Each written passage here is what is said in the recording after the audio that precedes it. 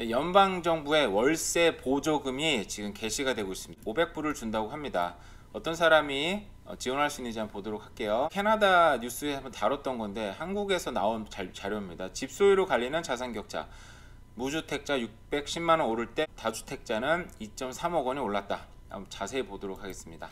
네, 안녕하세요. 캐부자입니다. 시청하시기 전에 구독하기, 좋아요 부탁드립니다. 네, 요청이 있어서 짧게 소개를 했습니다. 오늘은. 네, 월세 보조, 연방정부의 월세 보조금을 지원을 받는다고 하면, 신청을 받는다고 합니다. 이게 제 누구한테, 지인한테 듣기로는 이게 매달 받는다고 잘못 들은 것 같아요. 근데 자세히 보니까 원타임 탑업, 그러니까 일시적으로 보조금을 주는 거예요. 500불을 준다고 합니다. 뭐 better than nothing인 거죠. 그래도 주니까 감사하게 받으면 되는 건데, 자, 이게 내년 3월 31일까지 접수를 받고요. 그러면 이제 한 차례 500불을 지원을 받는 거죠. 어떤 사람들이 지원할 수 있는지 한번 볼게요. 이게 가장 중요한 거니까요. 대부분 아마 지원받지 못할 거라고 생각이 들지만 그래도 한번 보도록 하겠습니다. 자, 어떤 사람이 지원받을 수 있냐? 일단 첫 번째는 2007년 12월 1일 이후 15세 이상만 지원받을 수 있고요. 그리고 프린시플 레지던스가 올해 그러니까 이제 뭐 시민권자든 영주권자든 올해는 계속 캐나다에 있었어야 되고요. 그리고 텍스도 신고를 했었어야 됩니다. 이게 좀 중요한 부분이긴 해요. 아무나 뭐 유학생인데 텍스 신고 안 했는데 그냥 받기는 쉽지는 않고요. 그리고 이런 요건을 다 갖췄을 때 세대 인컴이 35,000불 이하여야 됩니다. 네, 그리고 개인은 2만 불 이하이면은 이 신청이 가능을 하고요. 그리고 또 이 다 끝이 아닙니다. 그리고 2022년에 당연히 렌트를 했었어야 되죠. 그리고 그 렌트가 자기 수입의 총 30%가 넘어야 된다는 것을 이제 증명을 해야 됩니다. 그러니까 여러 자리가 필요하겠죠. 뭐 이런 자료들, 이런 것들을 맞추면 일시적으로 500불 혜택을 본다고 합니다.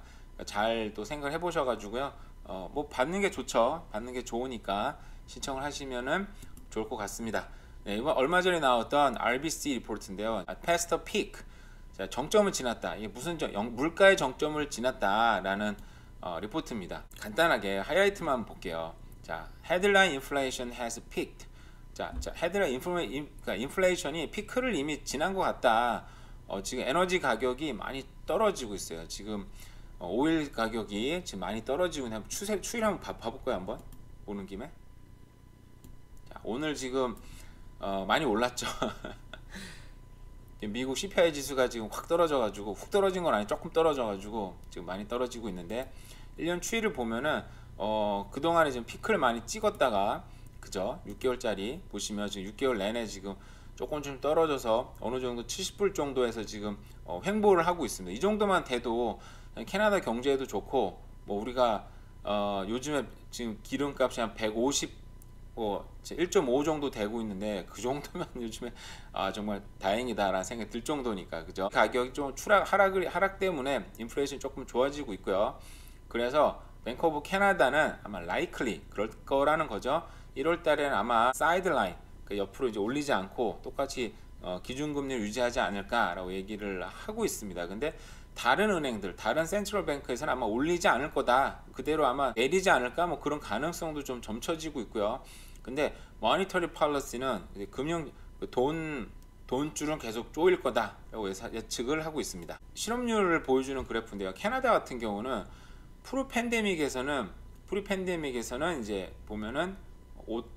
여기 그래프 때문에 안 보이는데 5.4%, 팬데믹 이후에 4.9%, 실업률이 오히려 줄었죠. 근데 이거 조금 늘어서 5.1%가 되고 있습니다. 그래서 실업률 사실상 크게 차이 없이 지금 진행이 되고 있는데, 앞으로도 실업률은 근데 포스트 팬데믹보다는 조금 올라서 앞으로 조금 더 오를 거라고 예측을 하고 있는 거죠.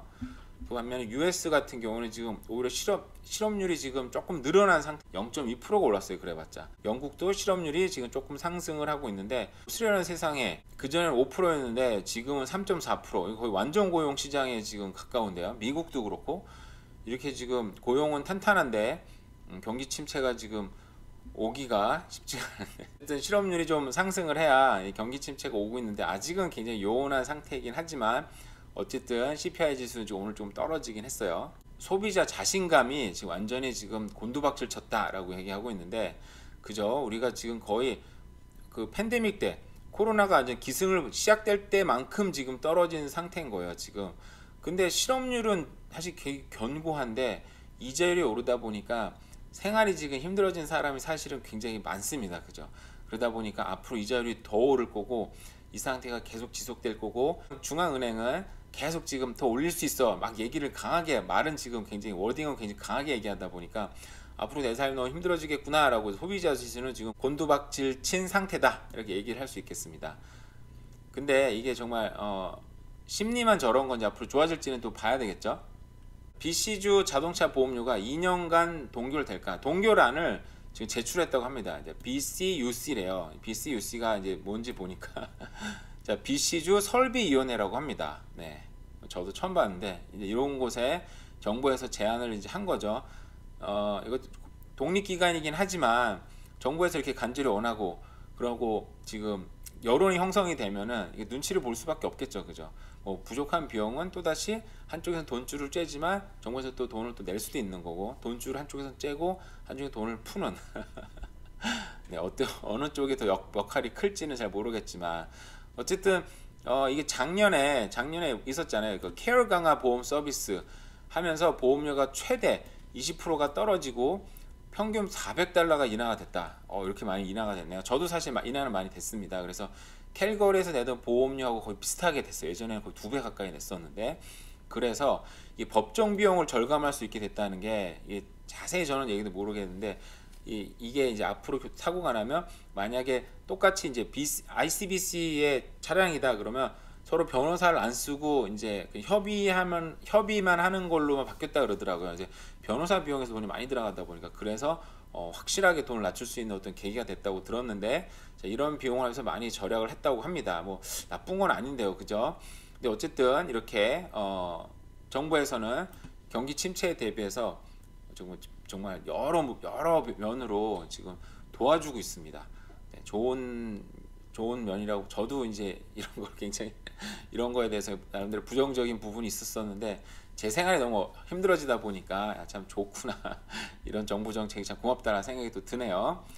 네, 한국 기사인데요. 제가 얼마 전에 이 캐나다 기사를 한번 다뤘었는데, 자, 집 소유로 갈리는 자산 격차. 근데 물론 이게 2021년 기준입니다. 집값이 엄청나게 막 상승할 때 나온 자료예요. 근데 이게 당연히 올해 기준으로 만들어지면 올해는 또 부동산이 하락했으니까 저거보다는 많지 않겠지만, 여러분이 그냥 이해를 해야 되는 게 추세적으로 이렇다. 결국 부동산 가격은 우상향했고 자산 가격이 우상향하는 역사가 있었다 보니까 이런 자산을 가졌을 때 결국 시간이 지났을 때 더 많은 자산을 이루게 됐다라는 것을 좀 이해를 하시면 될 것 같아요. 기사 내용 한번 봐볼까요? 자, 주택 유무, 주택수, 그 지역에 따라 자산 격차가 벌어졌다. 당연히 주택이 많은 사람, 그리고 도심지가 많이 벌었겠죠. 우리가 상식적으로 생각해 볼 때. 한국 같은 경우는 한국은 이게 뭐 세종, 그 서울, 대전, 경기. 그러니까 세종은 이제 특별한 일이 있었으니까 뺐다고 치고, 근데 이제 서울, 대전, 경기 결국은 수도권인 거죠. 수도권이 가장 많이 올랐다 생각을 하시면 됩니다. 결국 돈과 기회는 캐나다로 치면 뭐 밴쿠버에 있고 또 토론토에 있고 그 주요 대도시에 당연히 있다라고 생각을 하면 될 것 같아요. 그 자산은 주택 보유 여부에 따라서 당연히 이제 일가구라도 이제 해야지 자기 자산이 느는 거죠. 그리고 몇 채를 갖고 있었는지, 어디에 집을 보유했는지에 따라서 달라졌다라고 얘기했습니다. 무주택 임차 가구 같은 경우에는 2018년에는 3.4, 그러니까 3,400만 원이 있었는데 2021년에는 4천만 원으로 늘었다. 조금 늘었습니다. 왜냐하면은 1주택자 같은 경우에는 2억 1천만 원이 있었는데 2억 6천으로 늘었다. 그러니까 여기가 600만 원 늘 때 1주택자들은 이제 5,500만 원이 늘었다. 많이 늘었네요. 치면은 거의 뭐 10배 가까이 늘었어요. 그죠? 근데 다주택자 같은 경우에는 5억 3천이 있었는데 7억 6천, 2억 3천이 늘었다. 그러니까 결국은 여기서도 4배, 5배가 는 거네요. 그죠? 그러니까 결국은 순자산이 좀 자산이 많은 사람들일수록 결국 자산이 많이 늘었다 라고 생각을 할 수가 있을 것 같아요. 무주택 임차 가구라고 해서 뭐 자산이 증가하지 않는 건 아닙니다. 자산이 증가는 하는데 1주택자에 비해서 현격하게 적고, 그리고 다주택자에 비해서는 굉장히 또 적게 증가를 하고 있는 거죠. 결국은 자산을 많이 갖고 있는 총 자산을 늘리는 사람일수록 시간이 지날수록 이제 자산을 많이 갖는다. 우리가 여러 번 설명했으니까 뭐 자세히 들어갈 필요는 없을 것 같고요. 네, 오늘 새벽에 발표된 미국 CPI 지수가 7.1% 상승했다고 합니다. 사실 7.1%도 이게 굉장히 높은 숫자긴 한데, 근데 원래는 추정치인 7.3%였는데 7.1%가 올라서 시장 예상치보다 조금 떨어졌다. 그리고 지금 몇 개월째, 지금 3개월 연속 지금 떨어지고 있네요. 그러다 보니까 미국에서도 이번에는 정말 자이언트 스텝이 아닌 빅 스텝으로 한번 하고 그 다음부터 좀 더 줄이지 않을까, 뭐 0.25로 줄이지 않을까, 속도를 좀 줄인다든지, 이게 좀 더 지속이 되면 결국은 기준금리 올리는 것도 멈추지 않을까. 이자율이 좀 떨어진 수도 있겠죠. 그러면 아마 그런 게 좀 기대가 되다 보니까 오늘 자산시장 같은 경우에는 초반에 굉장히 많이 올랐어요. 막 3%까지 오르다가 지금 아까는 마이너스까지 떨어졌다가 지금 다시 살짝 오르고 있기는 하네요, 보니까. 근데 크루드 오일 같은 경우는 지금 오늘 3.5%까지 올랐습니다. 결국은 지금 사람들이 지금 물가가 좀 잡히는 게 아니냐, 물가가 좀 잡히니까 이 자산 시장에도 좀 호재로 작용했다라고 생각을 하고 있는 것 같아요. 근데 물론 이게 이제 초반에 확 올랐다가 떨어진 거 봐서는 꼭 그렇지는 않을 것 같다는 생각도 많이 있기는 하지만 결국에는 이제 어느 정도 호재로 보고 있는 것 같습니다. 네, 이상으로도 대략 살펴본 부동산 뉴스와 경제 뉴스였습니다. 오늘 날씨가 좀 흐린 것 같네요. 그죠? 오늘 하루도 잘 보내시고요. 감사합니다.